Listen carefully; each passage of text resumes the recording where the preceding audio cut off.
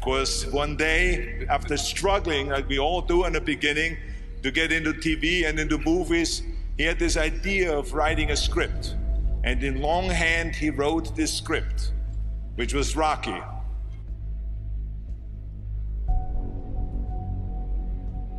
It's all about dreams, you know, and by the way, dreams cost nothing. They're free. The hard part is just keeping them going, and please keep them going, because we're here for one simple reason. He believed in the dream, I believed in the dream, and our dreams come true, and there's no reason every one of yours can't either.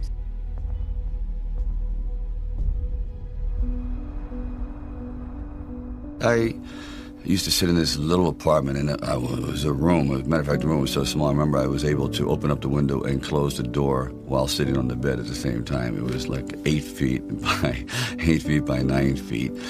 But the one thing about that room, there was really very little distraction. So I would sit there propped up in bed, and I'd go out with my big pen and legal pad and just start writing these stories. And most of them were very, very trivial.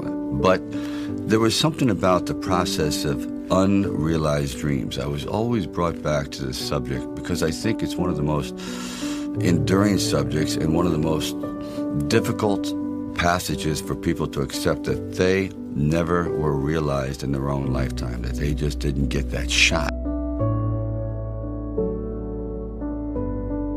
I decided it was a time to come to California, so I went to California. And I moved in the valley, and things weren't going very, very well there. As a matter of fact, I had to go out and try to sell my dog because it was either do that or he just was not going to be very well fed. And then one night, I went to see Muhammad Ali fight. For one brief moment, this supposed stumble bum turned out to be magnificent in the fact that he lasted and knocked the champion down. I said, boy, if this isn't a metaphor for life. His entire life crystallized at that moment. He will be remembered for all eternity, at least among the fight fans. He did something extraordinary. I said, now that is probably what I need as a catalyst for an idea. A man who's going to stand up to life and take one shot and maybe go the distance. So I started to write. And it was one of those writing frenzies. And 3 days later, I came up with the script of Rocky.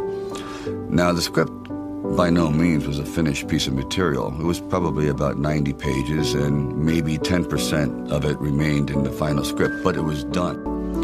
So we're talking a little bit, and I guess I really wasn't right for the acting part. And on the way out, I said, I don't know if it matters, but I do a little bit of writing. He goes, really? He says, yeah, I'm writing this story, I have this thing about wrestlers, and I might do something about boxing. Well, he says, well, bring it around. And I thought, if I hadn't stopped on the way out, that's why I tell all actors or writers, don't give up, keep talking. Eventually you might hit a nerve somewhere, and they go, come on back.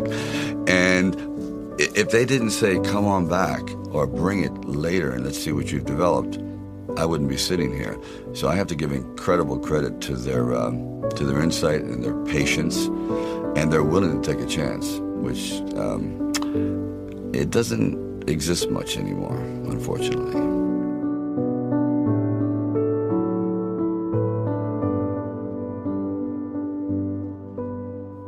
Originally, when I brought the script to them, they were fairly enthusiastic about it. The one thing they were not enthusiastic about was me playing the part, and I really can't blame them at the time. But there was something inside of me that this opportunity is never going to come around. And I really wasn't used to money, and I had no idea of what I would be missing. But the temptation started to come forward. First, it was $25 grand and $100,000. I go, well, I never heard of $100,000 because I had like $106 in the bank, and like I said, I had to sell my dog, and things were not looking very, very good.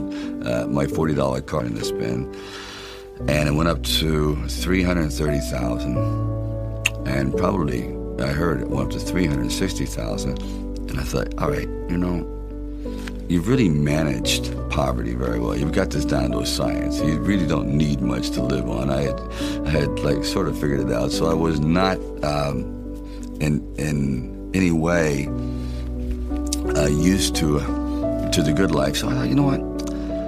if I know in the back of my mind, if I sell the script and it does very, very well, I'm going to jump off a building. And if I'm not in it. So this is one of those things where you just roll the dice and you fly by the proverbial seat of your pants. Say, all right, I got to try it. I got to just do it. I may be totally wrong, and I'm going to be taking a lot of people down with me, but I just believe in it. We were working with the handheld camera at the time with Garrett Brown, and it was somewhat experimental.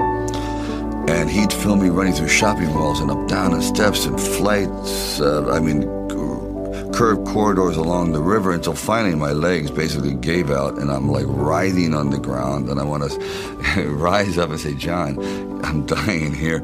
And he goes, no, use it. Use the pain. I said, for what? I mean, I'm in misery. He goes, well, no.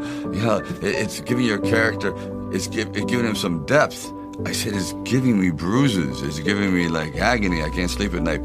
Like the scene where we just jumped down and saw this ship along the dock, this docked along the pier. And I said, just jump out, run as fast as you can along the ship. And I'm running and running. I said, you know what? My legs are buckling. I'm literally going to crash down here. Teeth are going to go, jaw, face. I'm just going to be ground down to this flat-faced image. Please. And I just barely made it.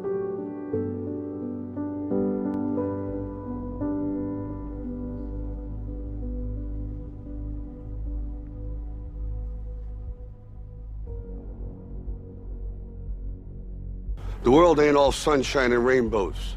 It's a very mean and nasty place, and I don't care how tough you are, it will beat you to your knees and keep you there permanently if you let it.